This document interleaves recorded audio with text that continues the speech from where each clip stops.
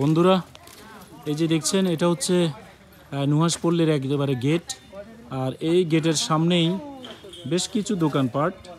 এখানে এই যে বাচ্চাদের জন্য সুন্দর সুন্দর খেলনা, তারপরে হাতের কাজ করা বেশ কিছু ঘরের আসবাবপত্র,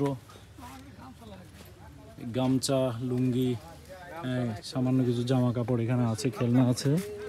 বেশ কয়েকটা দোকানপাট গড়ে উঠেছে এখানে। তারপরে এখানে এই যে দেখছেন আরেকটা দোকান, ওই যে আরেকটা দোকান যেটা এখনো খুলে নাই। এই যে একটা দোকান, এখানে দই মিঠা পাওয়া যায়, হ্যাঁ মাঠা পাওয়া যায়। তারপরে এই যে একটা দোকান। তো এখানে একটা মজার একটা বিষয় আছে যে কেউ যদি চায় এখানে খাবার খাবে, তাহলে যে নুহাশপল্লীর ভিতরে হ্যাঁ তাদের যে স্টাফরা আছে তাদেরকে বললে তারাই খাবার ব্যবস্থা করে। খাবার দাম খুব বেশি না।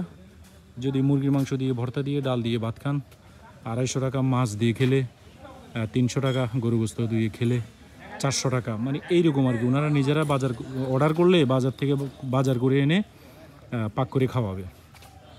আমরা যথারীতি তাই খেয়েছি। আমরা অবশ্য মুরগি দিয়ে খেয়েছি 250 টাকা, 10 জন আসছি। হ্যাঁ, বেশি টাকা খরচ করা যাবে না, এই আর কি।